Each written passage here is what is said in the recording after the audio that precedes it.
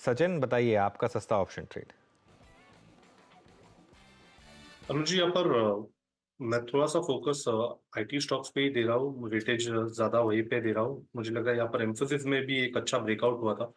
And emphasis का जो 2700 का कॉल ऑप्शन है, वो लगभग अराउंड 100 के आसपास फिलहाल ट्रेंड हो रहा है। जिस तरीके से डेटा प्लेस्ड है, मुझे लग रहा है यहाँ पर अभी भी अग्रेसिव लॉन्ग पोजीशंस बिल्ड है। एंड मोमेंटम के लिहाज से मुझे लग रहा है 155 के आसपास का स्विंग बन सकता है। तो यहाँ पर एम्फोसिस के 2700 के कॉल ऑप्शन में खरीदारी करने की सलाह होगी। स्टॉप लॉस आप यहाँ से लगभग अराउंड 86 के आसपास लगाए। इंट्राडे का पहला टारगेट होगा अराउंड 132 का, बट पोजिशनली मुझे लग रहा है 155 तक ये मोमेंटम एक्सटेंड होना चाहिए। ओके, एम्फेसिस का ऑप्शन 2700 कॉल लेना है, ये सचिन की पिक। कविता जी आपका एफएनओ सुपरस्टार।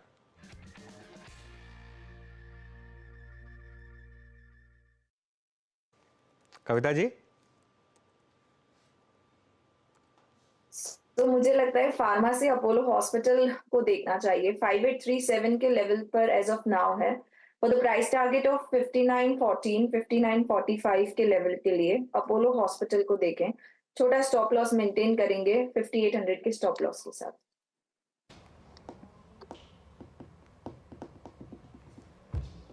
अपोलो हॉस्पिटल की बाइक वाले कविता जी की। और चंदन थापड़े जी के पास चलते हैं। उसके बाद चंदन जी आपका ट्रेड क्या रहेगा चार्ट के चमत्कार?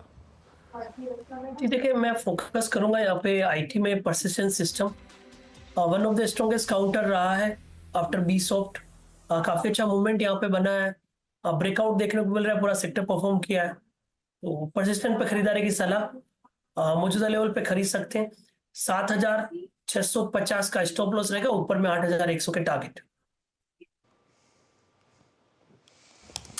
ओके, तो यहाँ पे हो गई आपकी ये persistent system mid cap IT में लॉन्ग कॉल।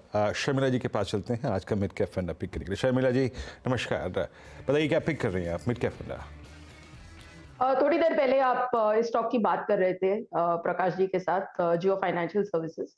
तो मेरी राय में ना, जब नई ये तो इस तरह की नई लिस्टिंग नहीं थी, it was not an IPO type of listing, लेकिन मुझे लगता है कि थोड़ा समय देना चाहिए स्टॉक को, और उसके बाद उसमें आपको अगर लॉन्ग टर्म के हिसाब से खरीद करनी है तो करनी चाहिए। तो मेरे हिसाब से जियो फाइनेंशियल के लिए वो अब समय आ गया है। जिस तरह के उनके नतीजे आए हैं, आज नतीजे वैसे एक्सपेक्टेड है, जिस तरह से उन्होंने ब्लैकस्टोन के साथ एएमसी की अनाउंसमेंट की है।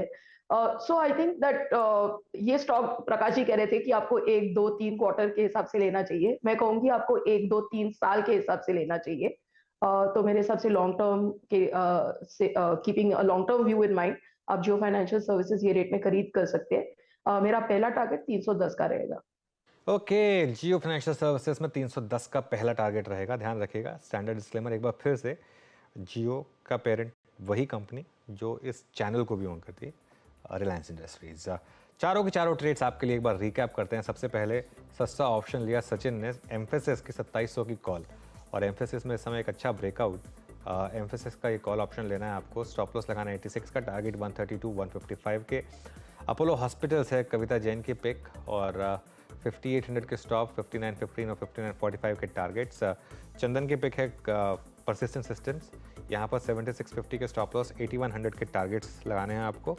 और उसके बाद शर्मिला जी की पिक है जियो फाइनेंशियल सर्विसेज, यहाँ पर आपको 310 के फर्स्ट टारगेट्स उन्होंने। बता दें कि मनी कंट्रोल पर दिए गए विचार एक्सपर्ट्स के अपने निजी विचार होते हैं। वेबसाइट या मैनेजमेंट इसके लिए उत्तरदायी नहीं है।